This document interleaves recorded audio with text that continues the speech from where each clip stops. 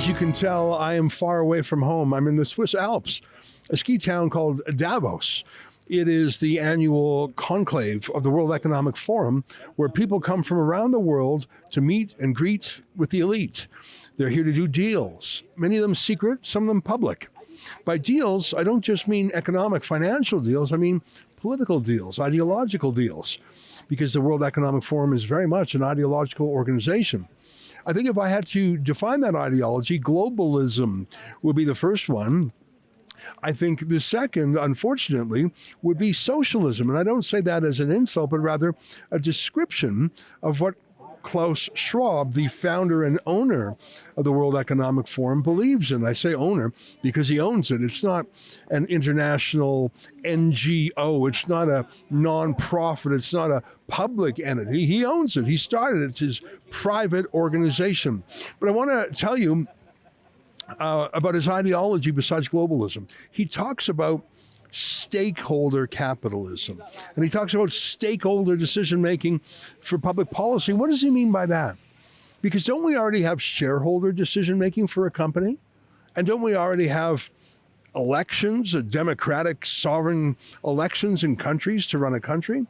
So when he talks about stakeholder capitalism or stakeholder democracy, he's talking about other groups making the decisions besides shareholders.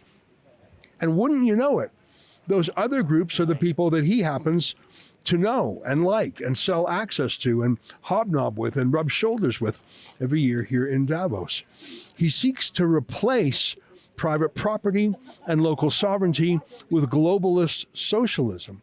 And I think he's generally careful about how he talks, but actually he reveals his thinking all the time, not just his own comments, but those of those around him.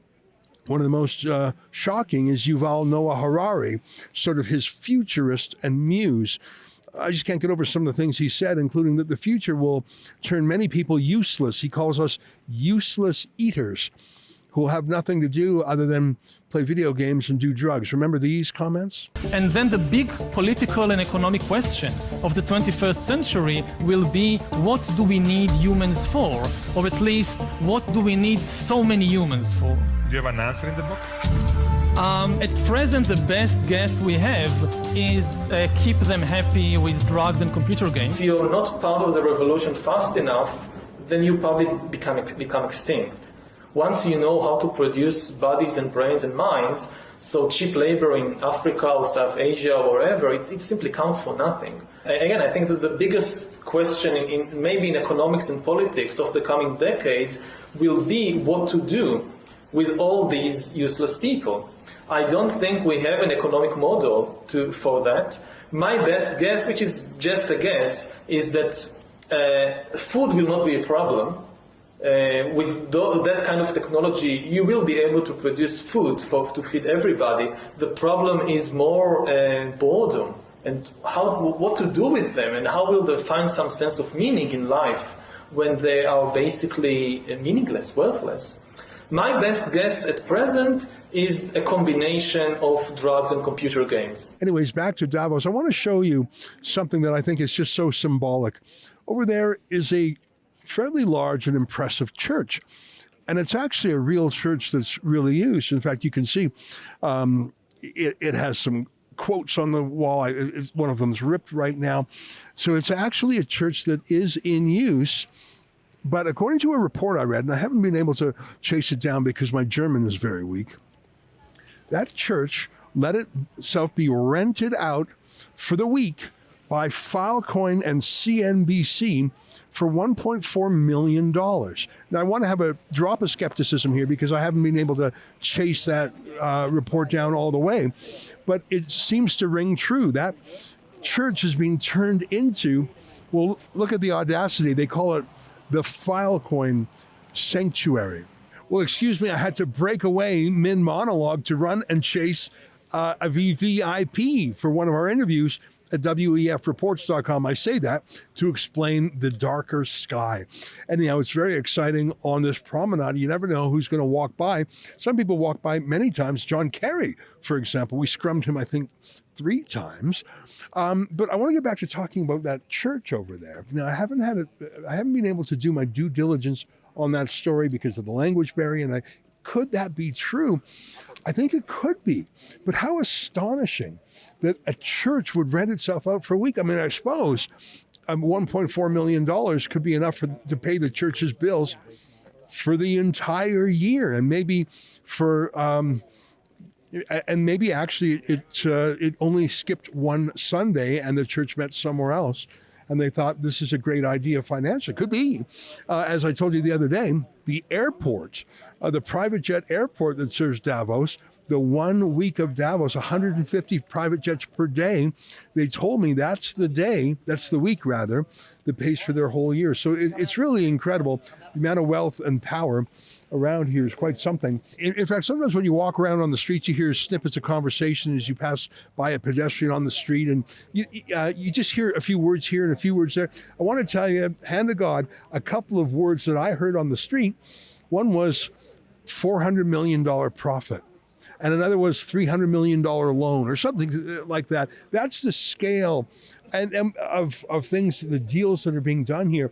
And who knows, maybe it's just puffery, maybe it's just braggadocio, maybe it's not true, but it is true that BlackRock has $10 trillion of assets under management, and they're major sponsors here. And so if that's true for one major sponsor, imagine the money and the power that is concentrated in this town. And so it's a very interesting thing to camp out here and to do citizen journalism for a week, because you're like a skunk at a garden party. Everyone else is fancy or wants to be fancy. And by being an unaccredited journalist, scrumming people on the streets, you are most definitely not fancy. Now, some people were very friendly. Let me show you an excerpt of a very friendly interview I had with a former Secretary General of the United Nations. Can you imagine? Little old me bumping into a Secretary General of the United Nations, former, on the street, and I just asked him questions that came to mind, like, which is more powerful, the UN or the World Economic Forum? Which is more democratic? Here's a taste of that. Hi, it's nice to see you here. Are you enjoying the World Economic Forum? Of course, always. Which is more powerful, the United Nations or the World Economic Forum? Well, these are 2 different baskets. I can't say the United Nations is less powerful than the World Economic Forum. Who is richer, the World Economic Forum or the United Nations? Well, UN is here also. I mean, UN is contributing to the World Economic Forum. It's a partnership, isn't it? Of course it is. Here's a question for you. Can I ask you a tough question? Which is more democratic, the UN or the World Economic Forum? Well, UN, I was the President of the General Assembly. I know. It's I think the largest democratic platform in the world where every country is represented. World Economic Forum is, of course, in its capacity for many years, is also showing this democratic and giving space to every country in the world standards. And I think we shouldn't compare the two.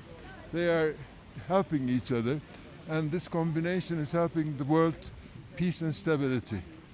Can I challenge you on that? Because in the last few years, we've seen more war and more death and more terrorism, and there's terrible instability. Yeah.